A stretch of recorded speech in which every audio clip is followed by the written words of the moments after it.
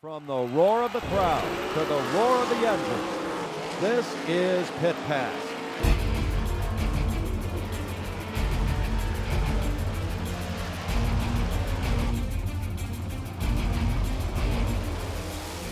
Pit Pass is brought to you by Jake's Karts. Here's your host, Ron Fox. Hello and welcome to another Pit Pass here on WHVL. Before we get to some highlights, let's catch you up on a recent development. Officials at McKean County Raceway announced this past week that they will be hosting a World of Outlaws late model race on Wednesday, July 27th. That comes one day after the Outlaws make their first ever appearance at Dog Hollow Speedway. The Stephanie Eckel Memorial event that was to be held on the 28th has been moved to the next Thursday, August the 4th. Okay, now on to some highlights. On Saturday, I made my first ever visit to Roaring Knob Motorsports Complex. The featured race for the evening was a 41-lap UFO Super Late Model contest with $3,000 going to the winner. This is the fourth attempt to get the race underway. Jacob Hawkins in the 20 started on the pole with Devin Fries in the 12 to his outside. Through the first turns, Fries runs the top side while Chad McClellan in the green 119 powers off of turn 2 and closes on the 20 machine of Hawkins. Off of turn 4, Fries shoots to the inside of Hawkins as they complete the first lap. In a reversal of the first circuit, Fries uses the bottom groove to take the lead away from Hawkins. By lap 5, we have a great battle from 3rd through 5th. The 37 of Jared Hawkins challenges the S2 of Tim Senek for the 4th spot, while Tommy Beck in the green 91 holds the 3rd position. Down the backstretch, Senek is able to close on Beck as they enter turn 3. They are about even through the turns and even as they cross the line. But Senek would be able to eventually complete the pass as they head into turn 1, then exit turn 2. 3 laps later, Jared Hawkins is able to get around Beck to move into 4th place.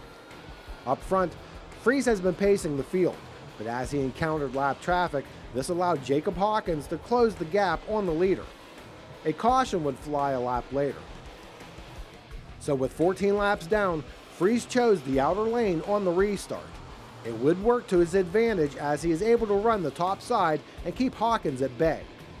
A couple of drivers who worked their way from the back of the pack were Jared Miley in the H1 who started 19th and 20th place starter Ron Delano Jr. in the 0. Here Delano takes 8th place away from Beck. With 18 laps in the books, Fries gets another great jump on a restart while the Hawkins brothers run side by side for 2nd. While Jacob resumes the runner-up spot, McClellan splits Senek and Jared Hawkins in a battle for 3rd place. Going into turn 3, it looks like he has the position, but off of 4, Jared is able to squeeze by the 119 momentarily. Then as they go through 1 and 2, McClellan powers off of the turn and slams the door on Jared. Another driver who picked off a few spots on the evening was Mel Minnick Jr. in the M1. He started 13th and here is challenging Jared Hawkins for the 4th spot. Meanwhile, Fries has been maintaining a few car lengths on Jacob Hawkins as the laps wound down. In the last half of the feature, Delano continued to power his way towards the front of the field. Here he goes inside of Jared Hawkins to make it 3 wide with McClellan on the outside. Off of turn 2, Delano is able to clear both cars. A caution on lap 33 gives the other drivers another shot at Fries, but he is able to clear Jacob Hawkins on the restart by using the momentum off of the top side of 1 and 2. Delano worked on Jacob for several laps before finally being able to wrestle away 2nd place on the last lap. After 41 laps, it is Devin Fries picking up the victory at Roaring Knob. Devin, congratulations on your first UFO victory. It seems like you were able to get a jump on Hawkins on those restarts. You really powered off of turn 2 and set sail. Yeah, we were good on the restarts on the top side. Our horsepower really showed up tonight with our Vic Hill Racing Motors, and we were able to yank him a car length or 2 going up the front stretch there, which helped us get through turns 1 and 2 and control the lead from there. And for this season, you're chasing the UFO series around here some. Yes, we are. We're from Chambersburg, Pennsylvania, and we do some traveling with this series, but we've enjoyed it. We're leading the points now, and this is our first win of the year with the UFO series. So we're looking forward to continuing it, and hopefully the points come to us at the end of the year. Seems like the track was really racy tonight.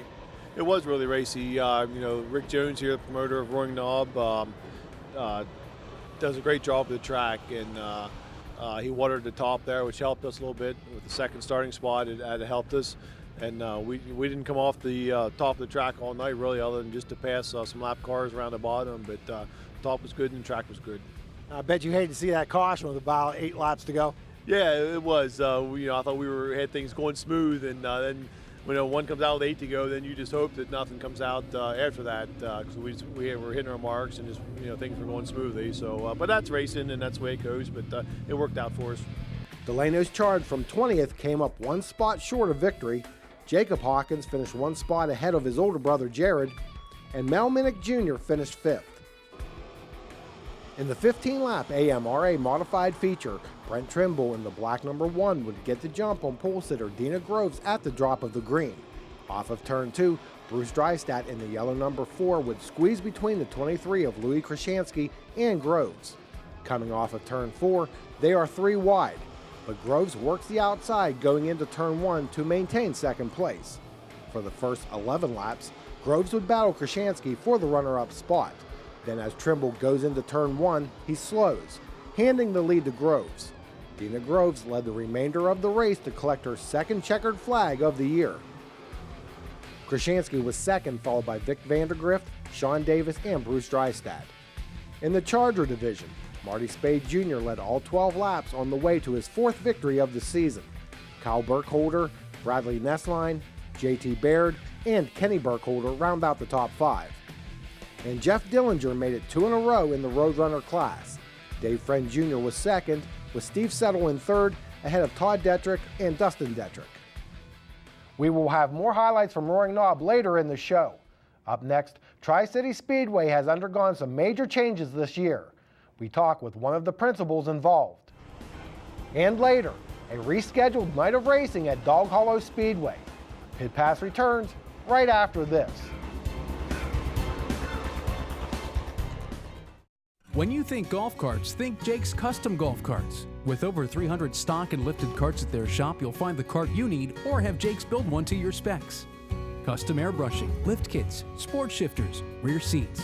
You name it, with the expertise and craftsmanship people have come to expect from Jake's. Come see for yourself why Jake's is the nation's premier golf cart provider. Jake's Golf Carts, Route 522 McVeigh Town. Online at jakesgolfcarts.com.